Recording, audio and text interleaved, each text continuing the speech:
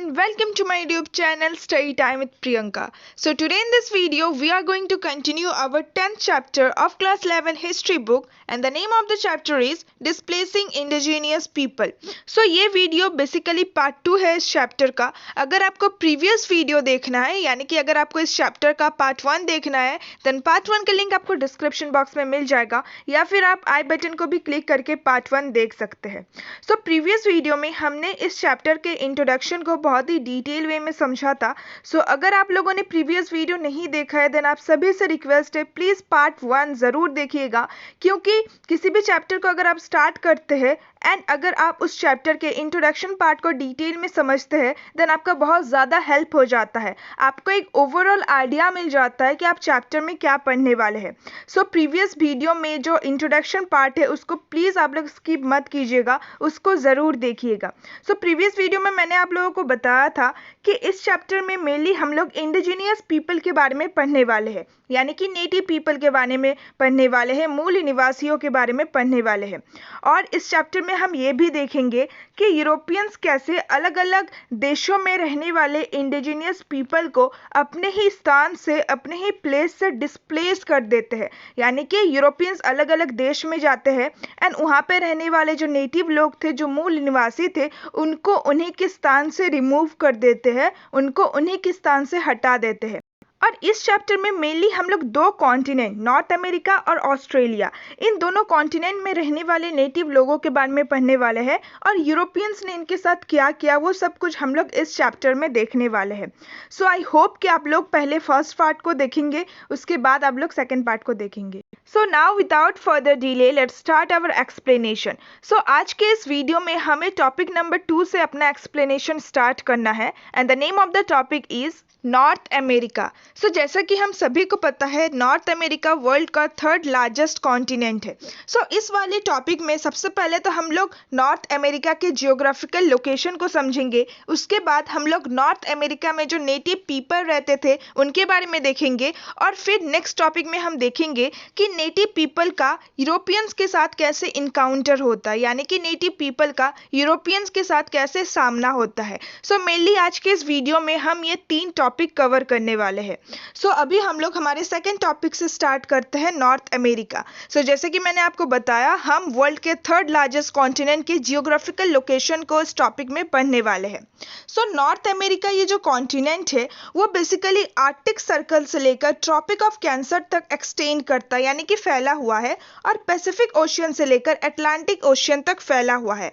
सो सबसे पहले तो ये टॉपिक मेनली ये जो टॉपिक है इसको हम लोग एक बार थियोरेटिकली समझ लेते हैं, उसके बाद with the help of map, पूरा वर्ल्ड मैप और नॉर्थ अमेरिका के मैप के हेल्प से हम लोग दोबारा से इस टॉपिक को समझेंगे ताकि आप सभी लोगों को बहुत ही अच्छे से ये टॉपिक क्लियर हो जाए कि नॉर्थ अमेरिका कहाँ एग्जिस्ट करता है एंड जो भी इंफॉर्मेशन इस टॉपिक में दिया गया है उसको हम मैप के हेल्प से दोबारा से समझेंगे. सो सबसे पहले थियोरेटिकली इस टॉपिक को एक बार कंप्लीट कर लेते हैं. सो अगर आप नॉर्थ अमेरिका में देखेंगे सो नॉर्थ अमेरिका में रॉकी माउंटेन्स का एक चेन है. सो अगर आप रॉकी माउंटेन्स के चेन के वेस्टर्न साइड में देखेंगे देन आपको 2 डेजर्ट देखने को मिलेगा, desert of Arizona and desert of Nevada. और अगर आप स्टिल फर्दर वेस्ट की तरफ जाएंगे देन आपको सियरा नेवाडा माउंटेन्स भी देखने को मिलेगा.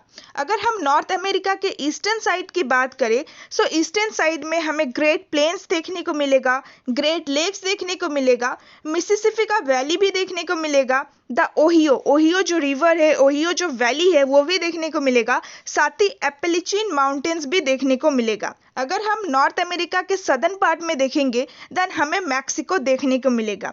सो ये चीज़ें जो भी हमने अभी थियोरेटिकली समझा उसको दोबारा से हम लोग एक बार मैप के हेल्प से समझते हैं. So this is the world map. ये वर्ल्ड मैप है जहाँ पे आप 7 कॉन्टिनेंट को देख सकते हैं. This is North America, this is South America, this is Europe, this is Africa, this is Asia, this is Australia and this is Antarctica. So जैसे कि अभी हम लोग नॉर्थ अमेरिका के ऊपर डिस्कशन कर रहे थे सो अभी हमें नॉर्थ अमेरिका के ऊपर ही फोकस करना चाहिए. सो ये जो पूरा एरिया आप देख रहे हैं ये नॉर्थ अमेरिका का एरिया है. अगर आप नॉर्थ अमेरिका के नॉर्दर्न साइड में देखेंगे देन आपको आर्कटिक सर्कल देखने को मिलेगा। ये जो लाइन यहाँ से पास हो रहा है वो आर्कटिक सर्कल है। अगर आप नॉर्थ अमेरिका के सदर्न साइड में देखेंगे देन आपको ट्रॉपिक ऑफ कैंसर देखने को मिलेगा। यहाँ से जो लाइन क्रॉस हो रहा है ये ट्रॉपिक ऑफ कैंसर है। North America basically Arctic circle से लेकर ट्रॉपिक ऑफ कैंसर तक एक्सटेंड करता है, फैला हुआ है। अगर आप नॉर्थ अमेरिका के वेस्टर्न साइड में देखेंगे देन आपको पैसिफिक ओशियन देखने को मिलेगा, और अगर आप नॉर्थ अमेरिका के ईस्टर्न साइड में देखेंगे तो आपको अटलांटिक ओशियन देखने को मिलेगा। This is the another map of north America. ये नॉर्थ अमेरिका का दूसरा मैप है जहाँ पे आप नॉर्थ अमेरिका के इंटरनल पार्ट्स को देख सकते हैं। जो कुछ भी अभी हमने बुक में पढ़ा था वो अब इस मैप में हम दोबारा से समझेंगे। जैसे कि हमने अभी पढ़ा कि नॉर्थ अमेरिका में रॉकी माउंटेन्स का चेन है। यहाँ पे आप वेस्टर्न साइड में देख सकते हैं, ये है रॉकी माउंटेन्स का चेन। अगर आप रॉकी माउंटेन्स के चेन के वेस्टर्न साइड में देखेंगे देन आपको सियरा नेवाडा माउंटेन भी देखने को मिलेगा, एंड वेस्टर्न साइड में ही दो डेजर्ट भी है जिसको the desert of Arizona and the desert of Nevada कहा जाता है। अगर आप नॉर्थ अमेरिका के ईस्टर्न साइड में देखेंगे देन आपको ग्रेट प्लेन्स देखने को मिलेगा, एपेलिचिन माउंटेन देखने को मिलेगा और ग्रेट लेक देखने को मिलेगा। ये भी नॉर्थ अमेरिका का ही मैप है, एंड जो भी इंफॉर्मेशन हमने अभी दूसरे मैप में देखा है वही सेम इंफॉर्मेशन इस मैप में भी दिया गया है। यहाँ पे आप देख सकते हैं, ये है रॉकी माउंटेन्स का चेन, ये है सियरा नेवाडा माउंटेन, ये है ग्रेट प्लेन्स, यहाँ पे आप एपेलिचिन माउंटेन्स देख सकते हैं, ये है द ग्रेट लेक, एंड जो Ohio river and Mississippi river के बारे में बुक में बता रखा था वो आप इस मैप में देख सकते हैं। यहाँ पे आप मिसिसिपी रिवर को देख सकते हैं जो कि नॉर्थ से लेकर साउथ तक फैला हुआ है, एंड यहाँ पे आप ओहियो रिवर को देख सकते हैं। ये भी नॉर्थ अमेरिका का ही मैप है। अगर आप नॉर्थ अमेरिका के सदर्न साइड में देखेंगे देन आपको मैक्सिको का रीजन देखने को मिलेगा। आई होप कि आपको मैप के हेल्प से दोबारा से ये टॉपिक बहुत ही अच्छे से समझ में आ गया। नॉर्थ अमेरिका का जियोग्राफिकल लोकेशन क्या है एंड जो भी इंफॉर्मेशन बुक में दिया गया था वो सारी चीज़ें आपको बहुत अच्छे से समझ में आ गया होगा। इसीलिए मैंने मैप के हेल्प से दोबारा से आप लोगों को ये सारी चीज़ें समझाई, क्योंकि मुझे पता था कि अगर हम लोग कुछ भी थियोरेटिकली पढ़ते हैं देन वो हम लोग भूल जाते हैं, बट अगर उसी चीज़ को हम किसी मैप के हेल्प से, किसी पिक्चर या फिर किसी वीडियो के हेल्प से समझते हैं देन वो हमारे माइंड में एक लॉन्ग लास्टिंग इम्प्रेशन छोड़ के जाता है। इसीलिए मैं ट्राई करती हूँ कि जब भी मैं कोई भी चैप्टर पढ़ाती हूँ मैं बहुत सारे इमेजेस एंड बहुत सारे फोटोज़ देने का ट्राई करती हूँ, ताकि जो कुछ भी मैं थियोरेटिकली समझाती हूँ आपको पिक्चर देख के वो और अच्छे से समझ में आ जाए। Now let's continue our chapter. जो टॉपिक हम लोग पढ़ रहे थे उसको हम लोग अब कंटिन्यू करते हैं। Now let's continue our topic.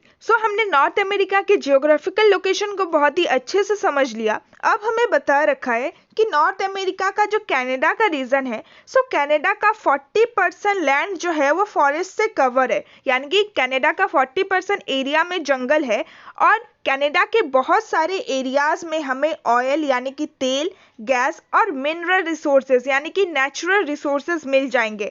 Canada के बहुत सारे एरियाज में हमें ये नेचुरल रिसोर्सेज मिल जाएंगे, जो ये एक्सप्लेन करते हैं कि यूएसए में यानी कि यूनाइटेड स्टेट ऑफ अमेरिका में और कनाडा में इतने सारे बिग इंडस्ट्रीज क्यों है, क्योंकि नॉर्थ अमेरिका में नेचुरल रिसोर्सेज आपको हर एक एरियाज में बहुत ज़्यादा मिल जाएंगे, एंड इसीलिए यूएसए और कनाडा में आपको इतने सारे इंडस्ट्रीज भी देखने को मिलेंगे, बड़े बड़े इंडस्ट्रीज भी आपको देखने को मिलेंगे। अगर हम आज के टाइम पीरियड में देखेंगे, आज के टाइम पीरियड में नॉर्थ अमेरिका में व्हीट यानी कि गेहूं, कॉर्न यानी कि मकई और फ्रूट एक्सटेंसिवली ग्रो होते हैं, यानी कि बहुत ही लार्ज क्वांटिटीज में बहुत ज़्यादा इन सारे चीज़ों की ग्रोथ होती है। एंड फिशिंग एक मेजर इंडस्ट्री है कनाडा में। अगर हम कुछ और चीज़ों की बात करें जैसे कि माइनिंग यानी कि एक्सकेवेशन करना, खुदाई करना, इंडस्ट्री और एक्सटेंसिव एग्रीकल्चर यानी कि बहुत ही लार्ज अमाउंट में एग्रीकल्चर प्रैक्टिस करना। ये जो तीनों चीज़ें हैं ये डेवलप होता है नॉर्थ अमेरिका में in the last 200 years. Last 200 years से ये सारी चीज़ें डेवलप होती है, एंड ये कौन डेवलप करता है? Immigrants from Europe, Africa and China. So immigrants का मतलब मैंने आप लोगों को फर्स्ट पार्ट में भी बताया है, ये वे लोग होते हैं जो कि अपने कंट्री को छोड़ के दूसरे कंट्री में रहने जाते हैं।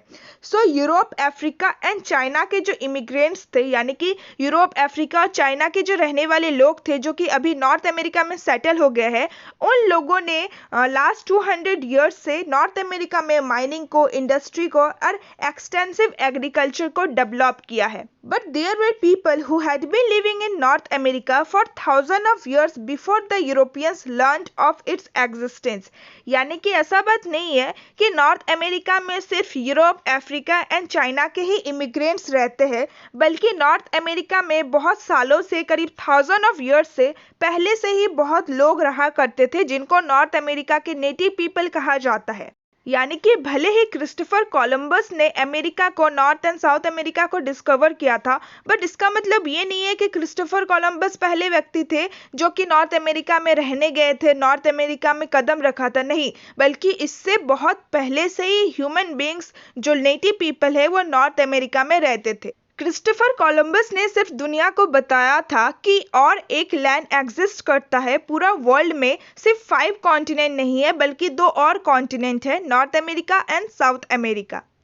एंड जब लोगों को पता चलता है कि 2 और कॉन्टिनेंट डिस्कवर हुए हैं, then Asia, Africa and Europe के लोग जो है वहाँ पे सेटल होने चले जाते हैं एंड फिर वहाँ पे वो लोग अपना जो है सेटलमेंट स्टेबलाइज करते हैं एंड उन्हीं को इमिग्रेंट्स कहा गया है।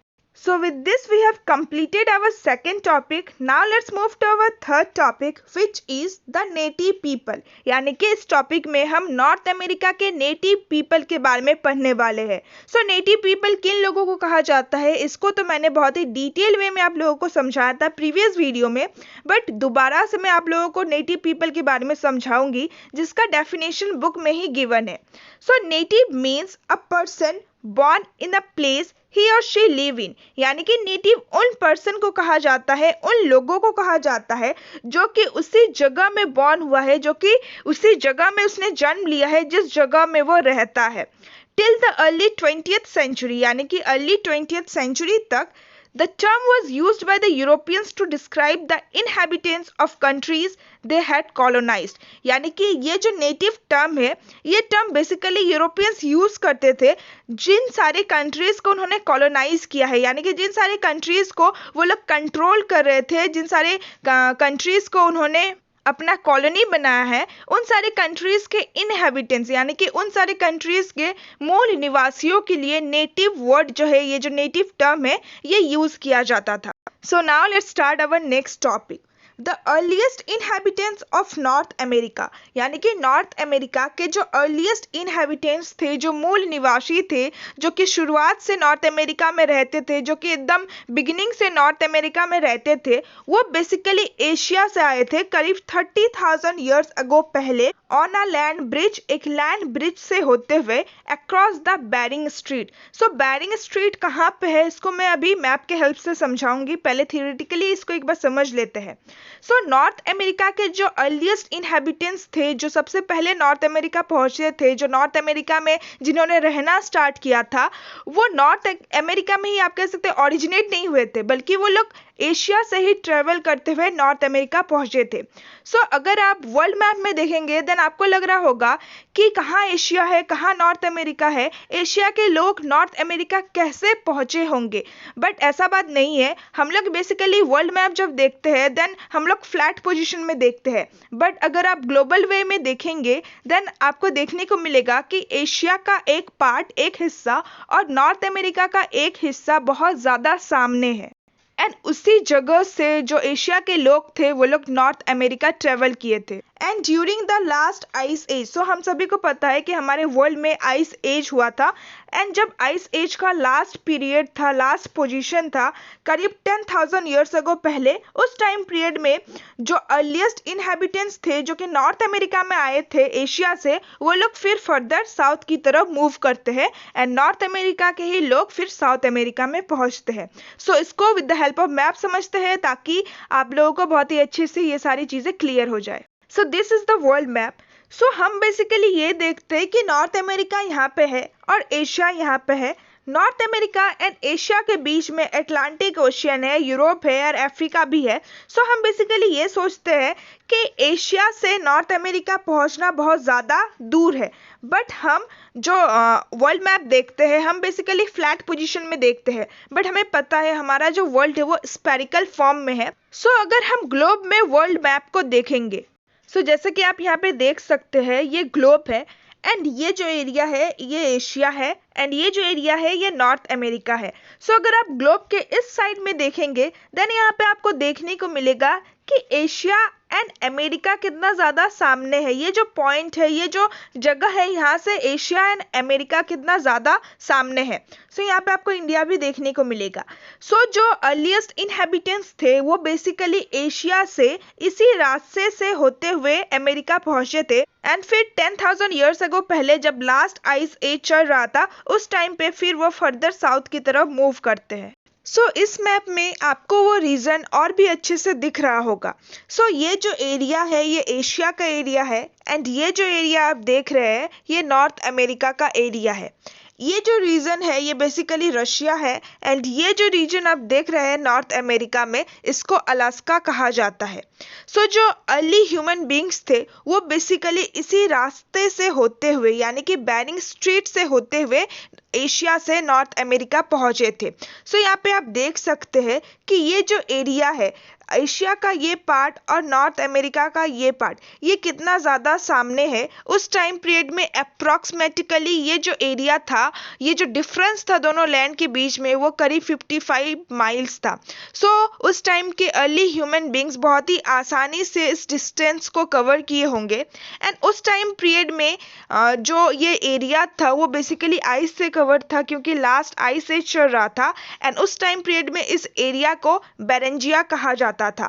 सो उस टाइम पीरियड में नेचुरली एक लैंड ब्रिज क्रिएट हो गया था एंड उस लैंड ब्रिज से जो अर्ली ह्यूमंस थे उन्होंने एशिया से लेकर नॉर्थ अमेरिका तक ट्रेवल किया था। सो इस एरिया को बेसिकली बेरिंग स्ट्रीट कहा जाता है एंड यहाँ पे बेरिंग सी है एंड जिसके through early human beings Asia से नॉर्थ अमेरिका ट्रेवल किए थे उसको लैंड ब्रिज कहा जाता है अलोंग द बेरिंग स्ट्रीट।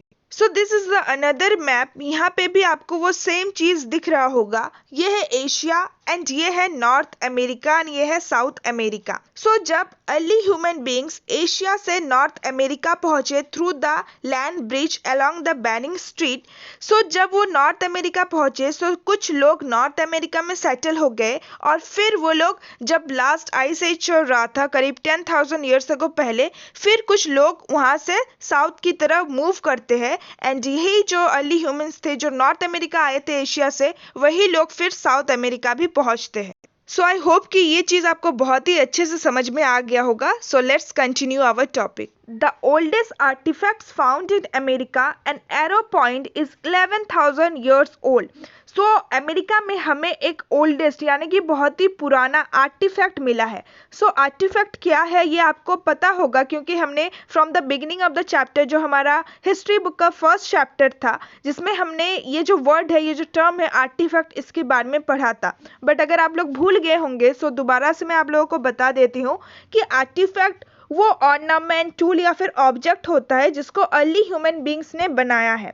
सो हमें अमेरिका में एक बहुत ही ओल्डेस्ट, एक बहुत ही पुराना आर्टिफैक्ट मिला है। हमें एक एरो पॉइंट मिला है जो कि करीब 11,000 ईयर्स ओल्ड है। The population started to increase about 5,000 years ago when the climate became more stable. यानी कि अमेरिका में जो पॉपुलेशन था वो इंक्रीज होना स्टार्ट होता है। कब इंक्रीज होना स्टार्ट होता है? करीब 5,000 ईयर्स अगो पहले, जब क्लाइमेटिक कंडीशन स्टेबल हो जाता है यानी कि जब आइस एज खत्म हो जाता है एंड जो क्लाइमेटिक कंडीशन था वो थोड़ा स्थायी हो जाता है, थोड़ा स्टेबल हो जाता है, फिर पॉपुलेशन का ग्रोथ होना स्टार्ट होता है। एंड फिर ये जब पॉपुलेशन ग्रो करती रहती है फिर एक जनरेशन से दूसरा जनरेशन आता रहता है एंड यही लोग वहाँ पे फिर बसे हुए थे एंड फिर बाद में मे बी लोग अमेरिका के बारे में भूल गए होंगे एंड फिर क्रिस्टोफर कोलंबस ने अमेरिका को डिस्कवर किया। फिर हमें इस टॉपिक में नेटिव पीपल के बारे में कुछ इन्फॉर्मेशन भी बता रखा है, जैसे कि जो नेटिव पीपल थे वो मेनली बैंड्स में रहते थे। बैंड्स यानी कि ग्रुप या फिर आप कह सकते हैं टोली। सो नेटिव पीपल विलेजेस में रहते थे एंड वो लोग हमेशा ग्रुप्स में रहते थे, बैंड्स में रहते थे अलोंग द रिवर वैलीज के सामने। वो लोग फिश खाते थे यानी कि मछली खाते थे और मीट खाते थे। साथ ही वो लोग वेजिटेबल्स यानी कि सब्जियां और मेज यानी कि मकई भी कल्टीवेट करते थे।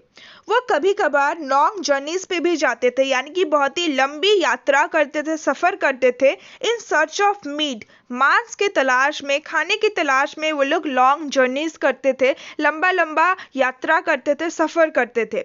सो वो मेनली बाइसन के तलाश में लॉन्ग जर्नी करते थे। सो बाइसन किसे कहते हैं? वाइल्ड बफेलो यानी कि जंगली भैंस को बाइसन कहा जाता है।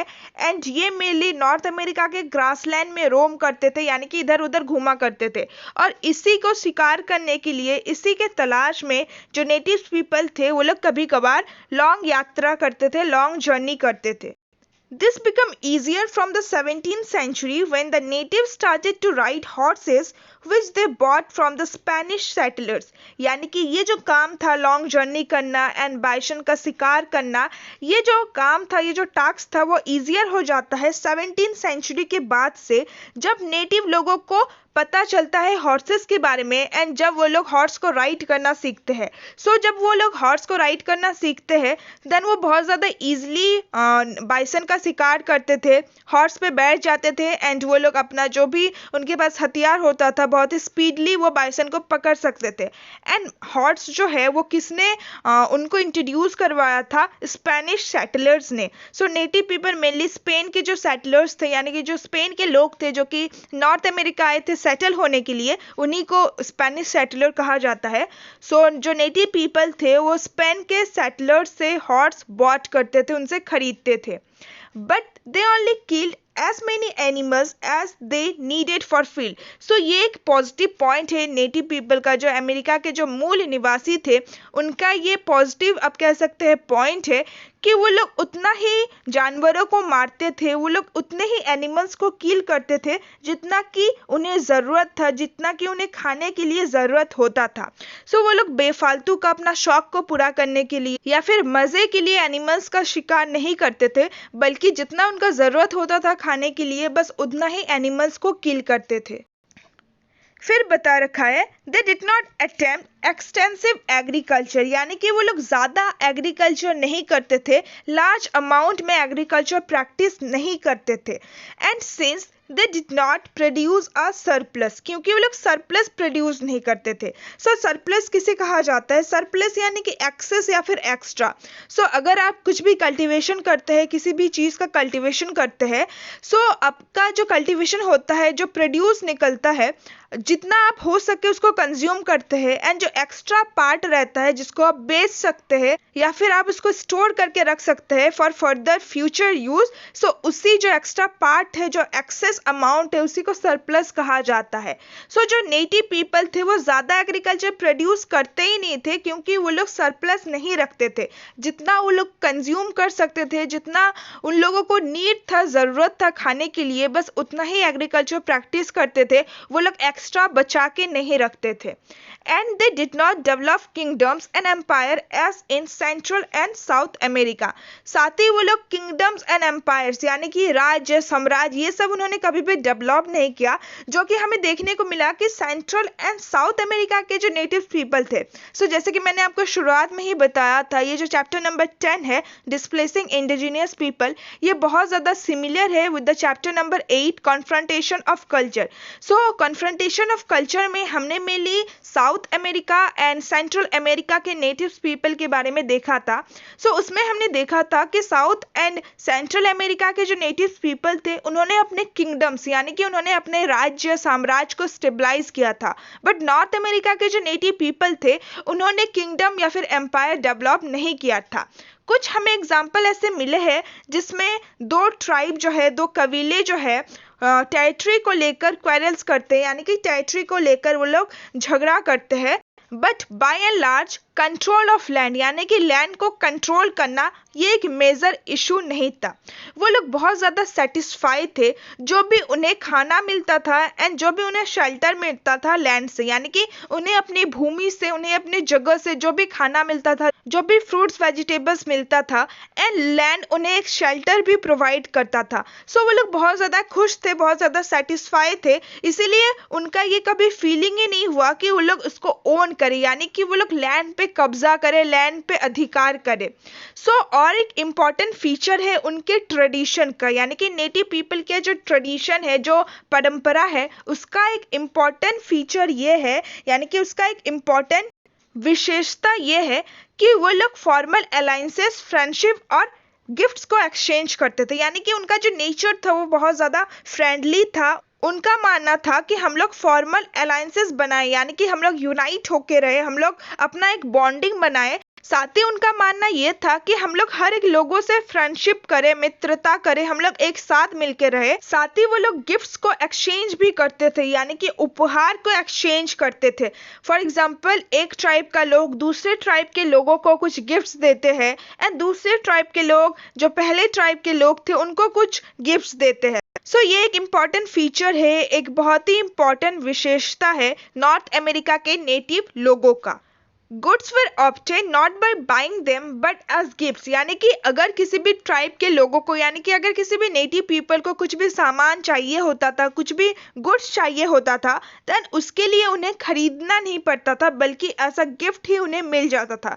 यानी कि अगर एक नेटिव पीपल है, अगर उसे किसी भी सामान की, किसी भी गुड्स की ज़रूरत पड़ती है, देन दूसरा नेटिव पीपल उसको वो गुड प्रोवाइड करता है, एंड जो पहला नेटिव पीपल है, अगर उसके पास भी कुछ सामान है, देन वो भी उसको वो चीज़ प्रोवाइड करता है। सो आप इसको कंपेयर कर सकते हैं पहले टाइम के बार्टर सिस्टम की तरह। सो बार्टर सिस्टम में क्या होता है, exchange of goods for goods, यानी कि अगर आप कुछ गुड लेते हो तो उसके बदले में आपको कुछ गुड्स देना भी पड़ेगा। सो ये लोग भी कुछ ऐसा ही सिस्टम करते थे।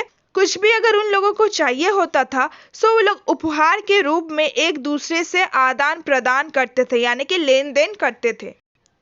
सो नॉर्थ अमेरिका में न्यूमरस लैंग्वेज, यानी कि बहुत सारे लैंग्वेज बोले जाते थे, बट इतने सारे लैंग्वेजेस को कभी भी लिखा नहीं गया।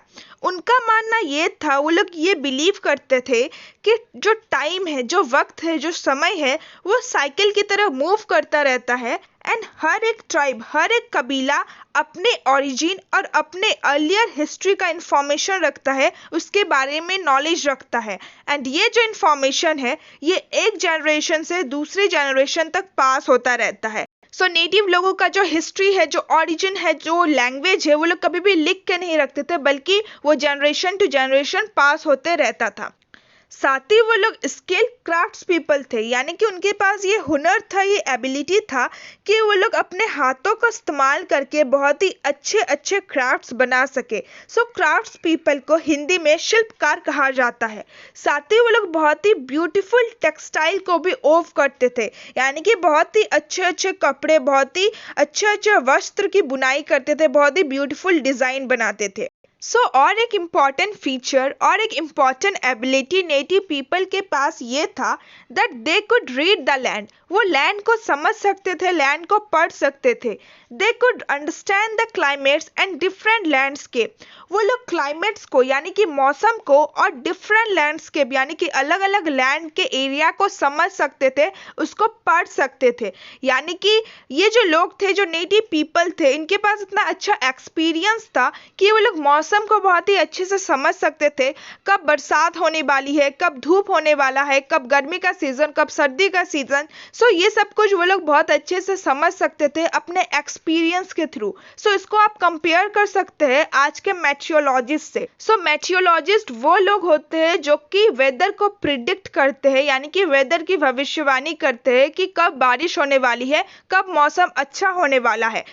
ये जो नेटिव पीपल थे, ये भी कुछ उसी तरह से थे। ये लोग भी लैंड को समझ सकते थे, वेदर को समझ सकते थे। In the way literate people read written text, यानी कि ये जो नेटिव पीपल थे वो लैंड को इस तरह से रीड कर सकते थे जैसे कि लिटरेट पीपल, यानी कि जैसे कि कोई पढ़ा लिखा व्यक्ति रिटन टेक्स्ट को, यानी कि कुछ भी रिटन वर्ड्स को रीड कर रहा है। सो ये एक इंपॉर्टेंट फीचर था नेटिव पीपल के बारे में। So with this we have completed this topic. So सबसे पहले हमने नॉर्थ अमेरिका के बारे में पढ़ा, नॉर्थ अमेरिका के जियोग्राफिकल लोकेशन को देखा। उसके बाद हमने नॉर्थ अमेरिका के नेटिव लोगों के बारे में पढ़ा। हमने देखा कि नॉर्थ अमेरिका के जो अर्लीस्ट इनहैबिटेंट्स थे वो कहाँ से आए थे एंड कैसे आए थे। उसके बाद हमने जो नॉर्थ अमेरिका के नेटिव लोग थे, जो मूल निवासी थे, उनके बहुत सारे फीचर्स के बारे में जाना, उनके बहुत सारे इंपॉर्टेंट क्वालिटीज़ के बारे में जाना। बहुत ज़्यादा इंफॉर्मेशन हमें गेन हुआ इस टॉपिक से।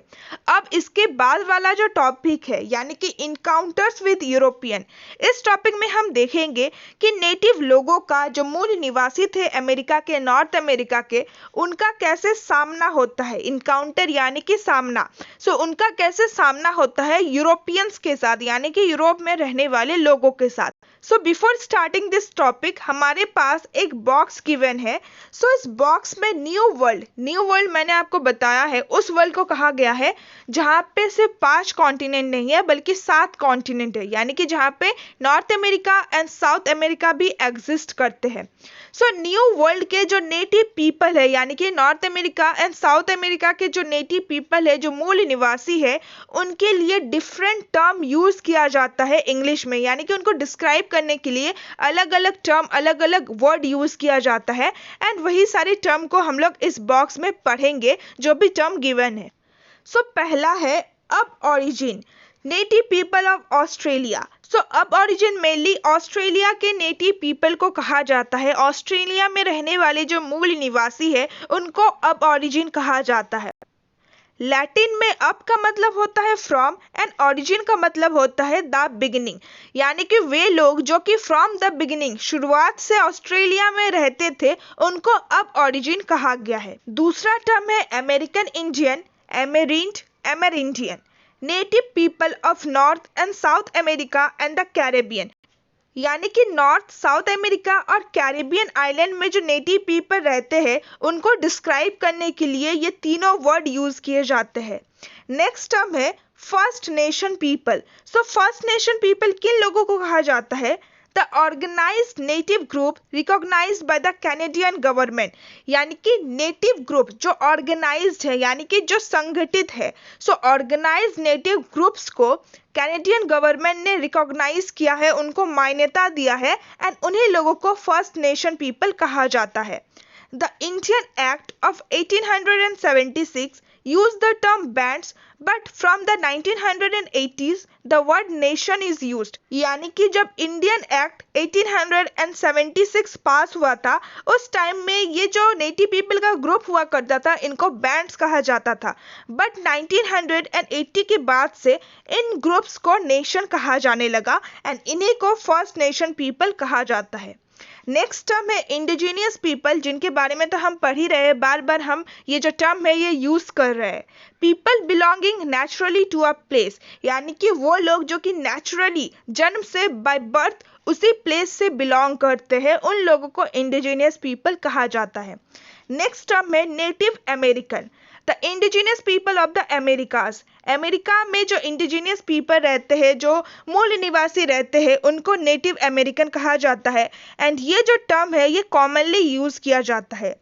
Next is Red Indian, the brown complexioned people whose land Columbus mistook for India. So ये स्टोरी मैंने आप लोगों को पहले भी बताया है कि जो क्रिस्टोफर कोलंबस थे वो निकले थे इंडिया की तलाश में, इंडिया को डिस्कवर करने की तलाश में, बट बाय चांस वो अमेरिका पहुंच जाते हैं। सो जब वो अमेरिका पहुंचते हैं देन उन्हें लगता है कि वो इंडिया पहुंच गए हैं एंड जब वो अमेरिका में लोगों को देखते हैं जिनका जो कॉम्प्लेक्शन था, यानी कि जिनका जो रंग था वो था ब्राउन, यानी कि भूरा रंग। सो अमेरिका में जो भूरे रंग के लोग थे, जो ब्राउन कॉम्प्लेक्स लोग थे, उन लोगों को कोलंबस ने रेड इंडियन कहा है। सो रेड इंडियन टर्म भी यूज किया जाता है न्यू वर्ल्ड के नेटिव पीपल के लिए। सो विद दिस हमने ये बॉक्स कंप्लीट कर लिया है। अब हम अपने टॉपिक को समझते हैं। In the 17th century के दौरान the European traders who reached the north coast of North America after a difficult 2-month voyage were relieved to find the native peoples friendly and welcoming. यानी कि 17th century में जो European traders थे, यानी कि जो यूरोप के व्यापारी थे, जब वो नॉर्थ अमेरिका के नॉर्थ कोस्ट में पहुंचते हैं, सो आई होप कोस्ट का मतलब आप लोगों को पता होगा, कोस्ट यानी कि समुद्री तट, समुद्र का जो किनारे का एरिया होता है उसको कोस्ट कहा जाता है। सो जो यूरोपियन ट्रेडर्स थे वो बेसिकली नॉर्थ अमेरिका के नॉर्थ कोस्ट में पहुंचे थे after a difficult 2-month voyage, यानी कि बहुत ही कठिन, बहुत ही मुश्किल 2 महीने के वॉयज के बाद, वॉयज यानी कि समुद्री यात्रा, 2 महीने के कठिन समुद्री यात्रा के बाद वो लोग नॉर्थ अमेरिका पहुंचे थे। एंड जब यूरोपियन ट्रेडर्स ने ये देखा कि वहाँ के जो नेटिव पीपल थे, वहाँ के जो मूल निवासी थे, वो लोग बहुत ज़्यादा फ्रेंडली थे एंड बहुत ज़्यादा वेलकमिंग थे, यानी कि वो लोग उनका स्वागत कर रहे थे, वो लोग उनके साथ बहुत ज़्यादा फ्रेंडली बिहेव कर रहे थे। सो इसको देखकर यूरोपियन ट्रेडर्स बहुत ज़्यादा रिलैक्स महसूस कर रहे थे, बहुत ज़्यादा रिलीफ महसूस कर रहे थे, क्योंकि अगर जो नेटिव पीपल थे, अगर उनका जो स्वभाव था वो फ्रेंडली नहीं होता, देन यूरोपियन ट्रेडर्स के लिए ये बहुत ज़्यादा बुरा हो जाता, क्योंकि 2 महीने के इतने डिफिकल्ट वॉयज के बाद, यात्रा के बाद उन्हें उनके साथ फाइट करना पड़ता। सो वो लोग बहुत ज़्यादा खुश हो गए, बहुत ज़्यादा रिलीफ महसूस करने लगे कि नेटिव पीपल बहुत ज़्यादा फ्रेंडली है और हमें वेलकम कर रहे हैं। Unlike the Spanish in South America, who were overcome by the abundance of gold in the country, यानी कि ये जो यूरोपियन ट्रेडर्स थे वो साउथ अमेरिका में जो स्पेनिश लोग गए थे उनकी तरह नहीं थे। सो हमें पता है कि साउथ अमेरिका में सबसे पहले स्पेन के लोग ही पहुंचे थे।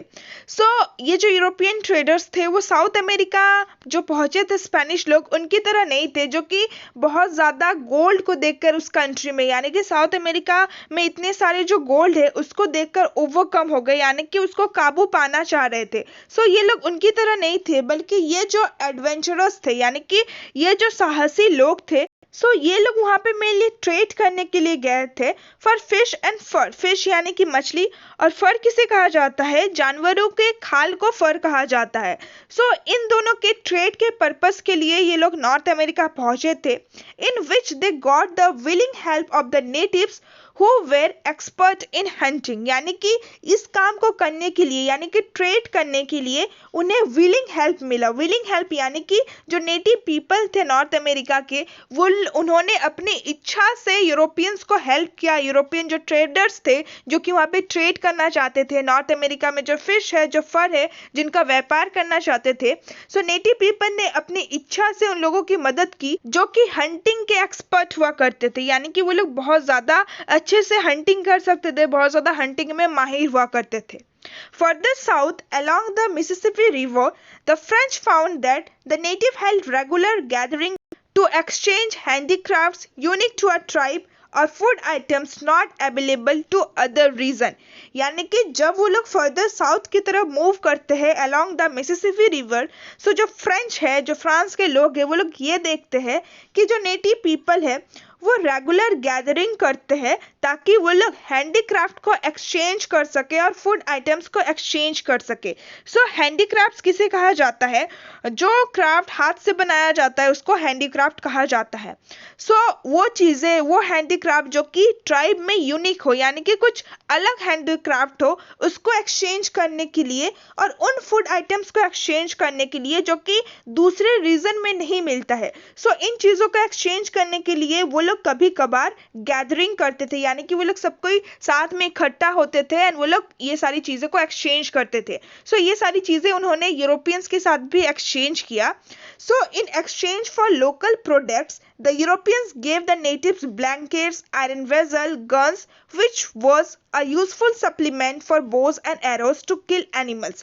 So जब नेटिव लोगों ने यूरोपियंस को अपना लोकल प्रोडक्ट दिया, सो यूरोपियंस ने उसके एक्सचेंज में उन्हें क्या दिया, उन्हें ब्लैंकेट्स दिया। ब्लैंकेट यानी कि चद्दर। सो यूरोपियंस ने उन्हें कंबल प्रोवाइड किया, चद्दर प्रोवाइड किया, साथ ही उन्हें आयरन वेसल्स दी, यानी कि लोहे के बर्तन, which they use sometimes in place of their clay pots. So जो नेटिव पीपल थे उनके पास मेनली क्ले पॉट्स था. सो क्ले एक टाइप का मिट्टी होता है एंड उस मिट्टी से जो पॉट्स बनाए जाते हैं उसको क्ले पॉट कहा जाता है. So native people clay pots का इस्तेमाल करते थे.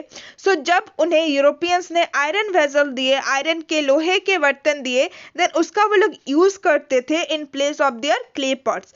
साथ ही यूरोपियंस ने उनको गन प्रोवाइड किया यानी कि बंदूक प्रोवाइड किया जो कि यूजफुल सप्लीमेंट था फॉर बोज एंड एरोज यानी कि तीर धनुष. सो नेटिव पीपल एनिमल्स को किल करने के लिए तीर धनुष का इस्तेमाल करते थे. एंड जब यूरोपियंस ने उन्हें गन के बारे में बताया, गन को इस्तेमाल करना सिखाया, देन ये बहुत ज़्यादा यूजफुल हुआ उन लोगों के लिए क्योंकि वो लोग बहुत ज़्यादा अच्छे से एंड बहुत ज़्यादा ईजिली अब शिकार कर सकते थे.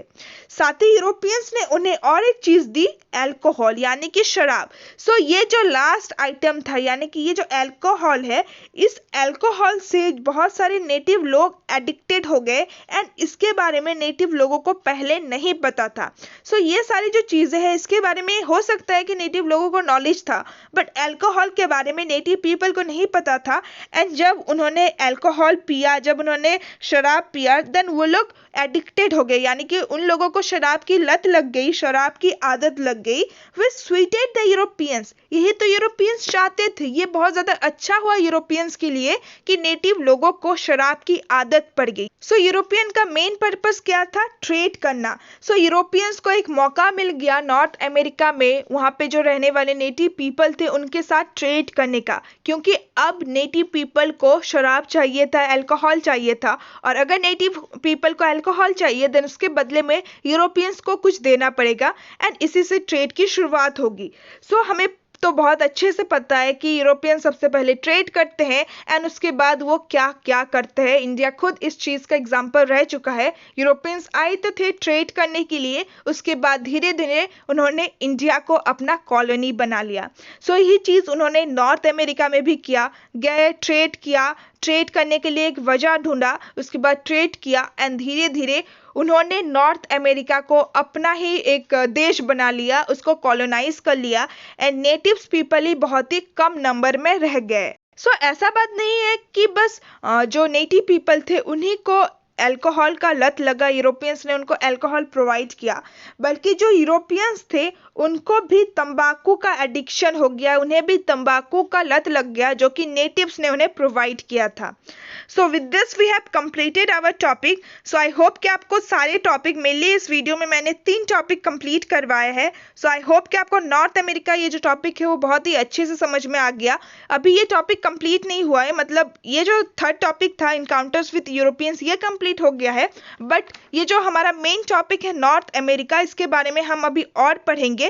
जैसे कि हमारा नेक्स्ट टॉपिक होगा म्यूचुअल परसेप्शन. सो आज के लिए बस इतना ही रहने देते हैं. सो आई होप कि आपको जो भी 3 टॉपिक्स मैंने पढ़ाए वो बहुत ही अच्छे से समझ में आ गया होगा. So rest of the topic will discuss in our next video. So अगर वीडियो अच्छा लगा then please like my video, comment में डाउन कि आपको मेरा एक्सप्लेनेशन कैसा लगता है and please share my video with all your friends and subscribe to my channel for more videos and also please press the bell icon ताकि जो भी मैं न्यू वीडियोस अपलोड करूं उसका नोटिफिकेशन आपको मिल जाए. So see you soon in my next video. Till then bye bye and stay tuned with my channel and thanks for watching my video.